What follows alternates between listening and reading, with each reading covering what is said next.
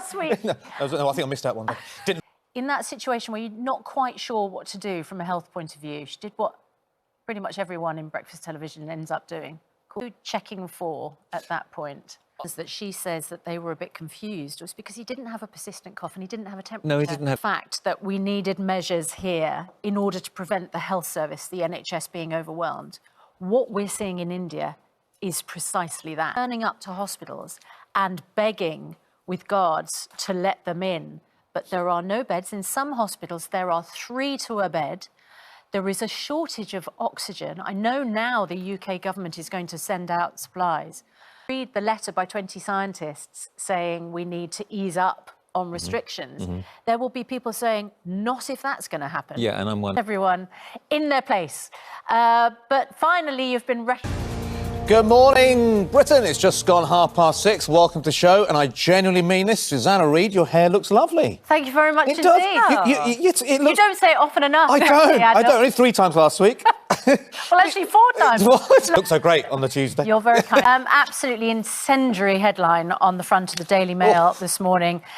In the war of Downing Street, Boris, let the bodies pile high in their thousands.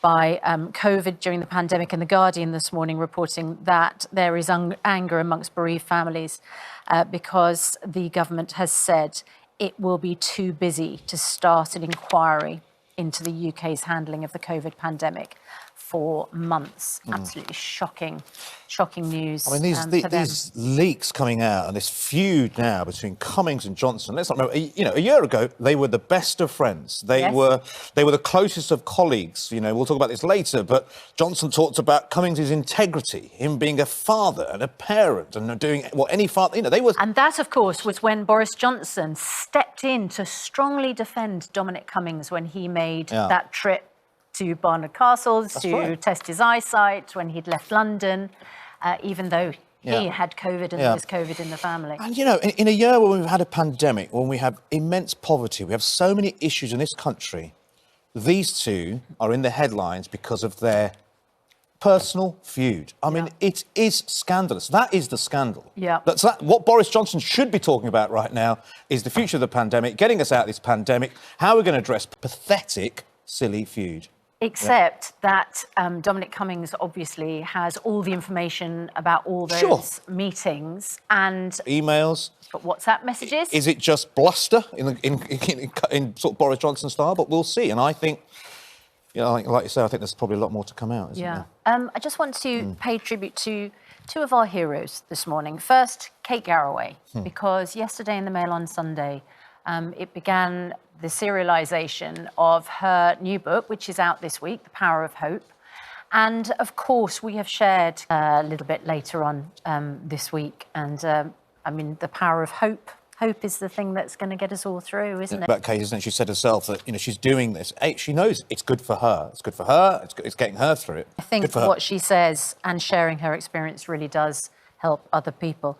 The other hero I want to celebrate, this is a tragic story. Folajimi Olabunmi Adewole. At the weekend, a woman fell from London Bridge and 2 men dived into the water to try and save her. And the Coast Guard and Marine Police patrols were able to rescue the woman who originally fell and one of the men, but they weren't able to rescue Folajimi. And set up by the parents of Malcolm Mide Madariola, who was a pupil at the same school as Folajimi had gone to. And Malcolm was murdered back in 2018 at the age of 17.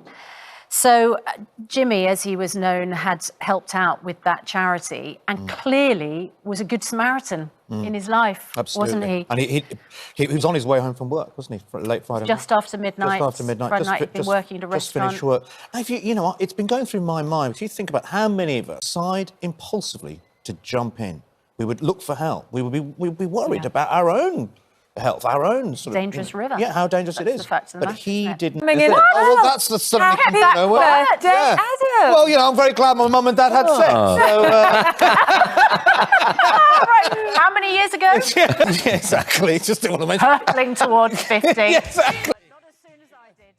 talk about it anymore. Yeah. Thanks for that, Sharp. I had absolutely no idea. It's okay. Thanks, it's fine. team. Right, it's 6:54. Thank you, Hills. Thank you, Richard. Thank you, Charlotte. You're watching Good Morning Britain on ITV. Thank you, Adil, and happy birthday.